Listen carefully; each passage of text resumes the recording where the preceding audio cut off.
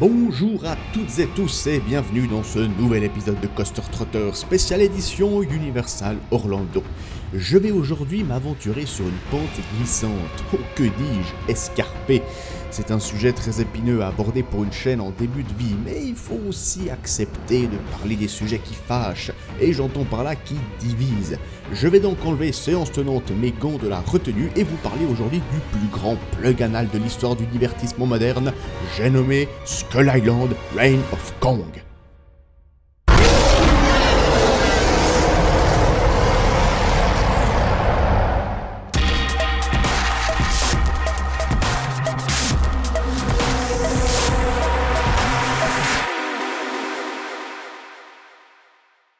Et histoire que vous compreniez bien où je vous emmène, je vais me permettre de rajouter un compteur de centimètres de fist dans le coin de l'écran. Voilà, juste ici. Parfait.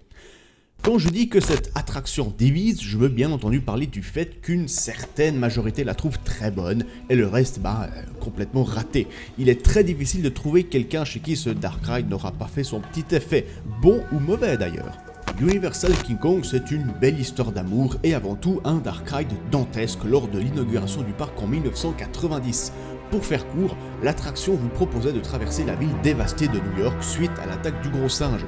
Pour ce faire, vous preniez donc place dans un téléphérique. Oui, un téléphérique, ou tram aérien comme ils aimaient l'appeler, et inutile de vous dire qu'à cette époque, il n'existait pas encore d'écran 3D. Tous les décors étaient physiques, ainsi que les explosions. Durant le parcours, vous croisiez deux monstrueuses animatroniques de 12 mètres de haut, donc autant vous dire que c'était pas tout à fait les mêmes ambiances que dans les Dark Rides d'aujourd'hui.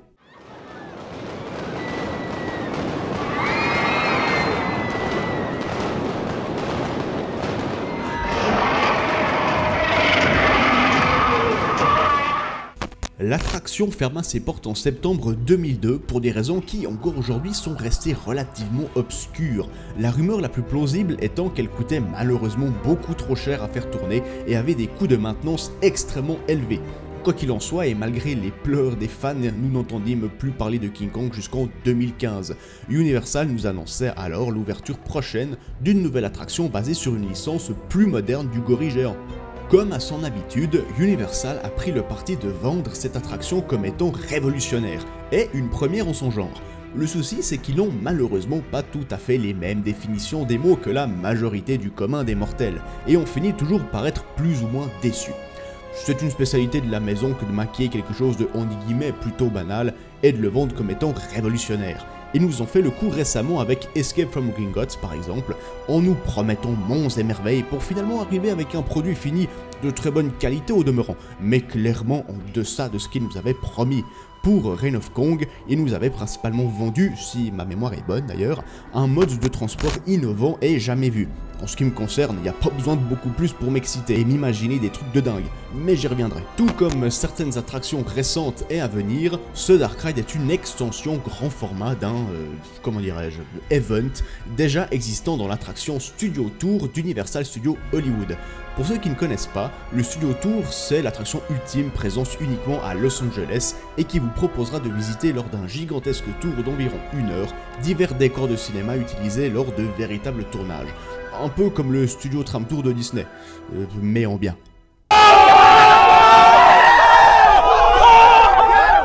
Skull Island Reign of Kong, tout comme Jaws à son époque et bientôt Fast and Furious Supercharged à Orlando, sont des versions grand format de ces petits events présents dans ce fameux Studio Tour. Events qui servent principalement à divertir les visiteurs en attendant le prochain décor à découvrir, puisque des fois, plusieurs centaines de mètres les séparent du suivant. En gros, Universal pompe les idées sur une petite animation de quelques minutes venant du parc A et la développe en attraction à part entière dans le parc B. Fallait y penser. En ce qui concerne notre ami le primate, l'event original se présente sous forme d'un long couloir dans lequel le wagon viendra se caler sur des plateformes mobiles. Une gigantesque projection à 360 degrés s'affichera sur les murs autour des wagons, écran qui, au passage, sera reproduit dans l'attraction de Orlando. Si le postulat de base n'est pas trop mal et réussit effectivement à bien divertir les visiteurs pendant quelques secondes ou minutes, eh bien qu'en est-il d'une version allongée de 6? C'est ce que nous allons voir. Allons-y. Skull Island Reign of Kong est un Dark Ride imaginé par Universal Creative et je n'ai malheureusement pas trouvé par qui il a été conçu. Son budget est estimé entre 135 et 145 millions de dollars, mais étant donné que ces chiffres datent d'avant la construction du monstre, j'imagine que le plafond a dû être aisément dépassé. Il a été vendu comme étant l'attraction la plus longue du parc, c'est-à-dire 6 minutes, et dispose d'une technologie trackless, à savoir que les wagons ne se déplacent plus sur les rails, mais sont bel et bien guidés par des capteurs électriques ou balises GPS placées tout au long du parcours. Alors, je vous en parlais justement de ces fameux wagons, et je ne vais pas faire mon rabat-joie, hein. Ils sont hallucinants. Ces véhicules sont thématisés en camionnettes de safari ayant chacune un animatronique comme chauffeur, ayant eux-mêmes leur propre histoire que vous pouvez trouver sur la page officielle de l'attraction.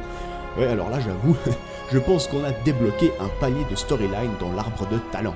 Ces merveilles disposent de 12 rangées de 6 personnes, et je vais vous faciliter la tâche, ça nous donne donc 72 places par wagon, assurant donc un débit horaire de 2000 personnes. C'est juste énorme pour un dark ride. Alors, toute cette technologie est très impressionnante, on est bien d'accord là-dessus, mais ce qui me dérange dans cette histoire, c'est le foin marketing qu'ils nous ont pondu pour nous faire croire qu'on aurait droit à une première mondiale. Enfin, allez, c'est pas le premier wagon trackless, hein. Disney était dans la place bien avant eux, mais c'est le premier wagon trackless thématisé en camionnette de safari avec chauffeur. Vous voyez, dit comme ça, tout pourrait être une première mondiale alors. Il suffirait de changer la couleur ou la thématisation des wagons de n'importe quelle attraction et on aurait aussi une première mondiale. Je trouve ça un peu facile, et c'est ce qui me dérange avec le marketing d'Universal ces derniers temps. Alors oui, je m'enflamme pour pas grand chose, mais rassurez-vous, ça n'est pas ce détail qui m'a fait avoir un avis général négatif sur cette attraction. Je vais y arriver bien assez vite. L'entrée et l'aspect général de l'attraction, quant à eux, sont magnifiques. On a un travail fou sur les perspectives et la thématisation est ultra poussée. Ça fait vraiment plaisir de voir les efforts produits pour créer une immersion et une ambiance très particulière avant même d'entrer dans l'enceinte de l'attraction. L'aventure nous conduira à suivre Kate, une exploratrice, ainsi que son équipe dans les confins de l'île de Skull Island, à la recherche de ses merveilles ou de ses horreurs, à vous de voir. La suite, vous la connaissez, attaque par des monstres et plus ou moins sauvetage par Kong. Vous connaissez la musique, hein, ça fait 84 ans que ça dure. Commençons donc par la file d'attente. C'est le premier point majeur où je risque de ne pas m'accorder avec les fans. Aujourd'hui encore, je me souviens avoir lu et relu les louanges des premiers testeurs sur les forums. Je cite, thématisation incroyable, ambiance folle et même meilleure file d'attente du monde. Vous êtes sûr qu'on a fait la même? Non, parce que je suis d'accord avec eux sur le fait qu'elle soit belle. Et après, quels sont les arguments qui la placeraient aussi haut dans le cœur des intéressés? Vous savez maintenant qu'est-ce que doit contenir une file d'attente pour susciter un minimum mon intérêt. C'est avant tout de la vie et de la variété. Des choses pourtant évidentes qui doivent s'y trouver histoire que l'on s'ennuie au minimum durant la dite attente. La première partie n'est qu'un zigzag interminable dans une salle fabriquée en crâne humain. On s'ennuie, mais qu'est-ce qu'on s'ennuie? Croyez-moi, le mot attente va soudainement prendre tout son sens. Passez votre chemin, il n'y a absolument rien à voir. Petite originalité néanmoins non négligeable, ils ont intégré dans un mur un écran faisant apparaître de temps en temps un indigène hostile entre les piles de crânes. Étant donné que la dalle semble être de la technologie OLED, le rendu est magnifique et très immersif, enfin un bon point. Vous recevrez également la visite d'acteurs grimés en indigène vous faisant peur au détour de certains couloirs. Je ne suis absolument pas fan de ce procédé, mais comme c'est très personnel, je ne porterai aucun jugement là-dessus. Finalement, la seule salle qui méritera un minimum votre attention sera celle contenant l'animatronique d'une très vieille autochtone, semblant proférer quelques menaces à notre rencontre, le tout baignant dans une super ambiance sonore et lumineuse très réussie. On est d'accord, hein, c'est pas du Disney, mais le rendu de l'animatronique est plus qu'honorable, surtout pour une file d'attente. Et finalement, la gare est très belle et contient elle aussi un animatronique, pas très intéressant, mais je salue tout de même l'initiative. Sans dire que la file d'attente est mauvaise, je ne dirais en tout cas pas qu'elle est bonne, tout au plus banale et au minimum syndical de ce qu'on peut faire de bien en 2016 dans un parc à thème. Passons maintenant au ride, sur lequel j'aurai un peu plus de choses à raconter. Pour commencer, le premier tronçon du layout se divise en deux parcours, l'un extérieur, standard, et le second qui est en réalité un raccourci, vous fera passer directement de la gare à la première scène. Ce raccourci a été créé, si je ne m'abuse, pour éviter aux wagons de passer en extérieur en cas de forte intempérie. Et croyez-moi, en Floride, ils n'ont pas le même genre d'intempérie que chez nous, hein. C'est plutôt genre pneus de bagnole qui leur tombent sur la tronche.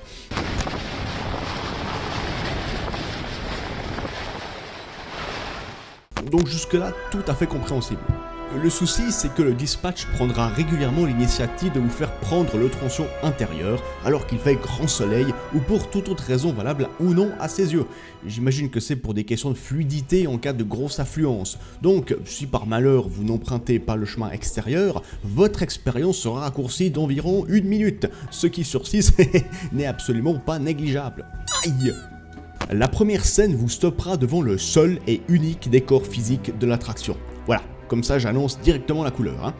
2 animatroniques extrêmement moyens et mécaniques viendront compléter ce triste spectacle. C'est dommage parce que jusque-là, et pour autant que vous ayez eu la chance de prendre le chemin extérieur, ça commençait plutôt bien. L'ambiance sonore est magistralement maîtrisée et vous promet un crescendo émotionnel et visuel durant la première minute du parcours. Les décors sont dantesques et approcher la porte géante au rythme des tam-tams et hurlements d'indigènes vous plonge clairement dans le bain. Le deuxième détail, et pas des moindres, la succession délirante des écrans. C'est bien entendu ce qu'on reproche le plus à ce Dark Ride. À ce niveau, ça n'est même plus une attraction, c'est un film 4D. D'ailleurs, si c'est votre délire, je vous recommande plutôt d'aller voir Shrek 4D dans le parc d'à côté. Ça dure plus longtemps et c'est beaucoup moins souvent en panne. Non mais sérieux, je vous promets que je n'exagère rien. Entre la première scène et la toute dernière, vous n'avez que des écrans. Virage, écran, virage, écran, virage, écran. Ils ne se sont même pas donné la peine de mettre ne serait-ce qu'un petit décor tout pourri dans un coin. Qu'est-ce qui leur est passé par la tête quand ils ont conçu ces têterons? Qui demande ce genre d'attraction? À quoi ça sert de construire un décor extérieur pharaonique pour émettre que des projecteurs et des surfaces mobiles à l'intérieur? Je concède volontiers que la scène de baston avec les dinos dans la salle 360 degrés est très impressionnante, mais au milieu de cette forêt numérique, l'effet tombe presque à l'eau. Vous savez ce qui m'aurait fait rêver? Un mix sain entre l'attraction de base et cette daube qui, pourtant, partait d'une très bonne intention. D'ailleurs, parlons-en de leur bonne intention. Mais oui, vous savez, celle sur laquelle le 50% de leur marketing était basé, et seule scène que je ne risque pas de spoiler vu qu'elle est visible dans quasi tous les spots publicitaires. Histoire de rendre hommage à l'ancien Dark Ride, Universal a décidé d'achever ce triste spectacle par un animatronique géant de King Kong. Encore une fois, ça part d'une excellente intention, mais comment dire, c'est pas bon, c'est pas bon du tout.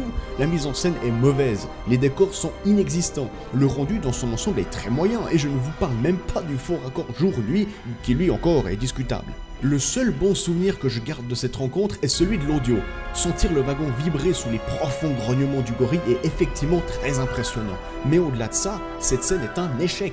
En dehors de sa tête et vaguement ses épaules, aucune partie de son corps ne bouge. À aucun moment on ne ressent une quelconque insécurité. Là où la précédente version arrivait à nous impressionner par sa mise en scène et surtout par le fait qu'on était directement attaqué par Kong.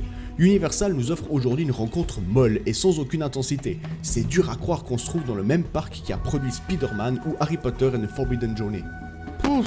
Voilà, je n'ai pas grand chose de plus à rajouter. Skull Island Reign of Kong est totalement à l'opposé de ce que devrait être une bonne attraction, mais il n'en est pas moins un bon divertissement aux non-habitués du gigantisme des parcs américains. On saluera l'esthétique et l'originalité des wagons et décors extérieurs, mais on pleurera de déception en découvrant ce que ce ride renferme en son intérieur. Skull Island est un échec, et tous les yeux sont maintenant rivés sur ses 3 successeurs récemment annoncés, afin de savoir dans quelle direction Universal souhaite se diriger. Et je vous avoue que ça fait claquer des fesses la communauté coaster fan.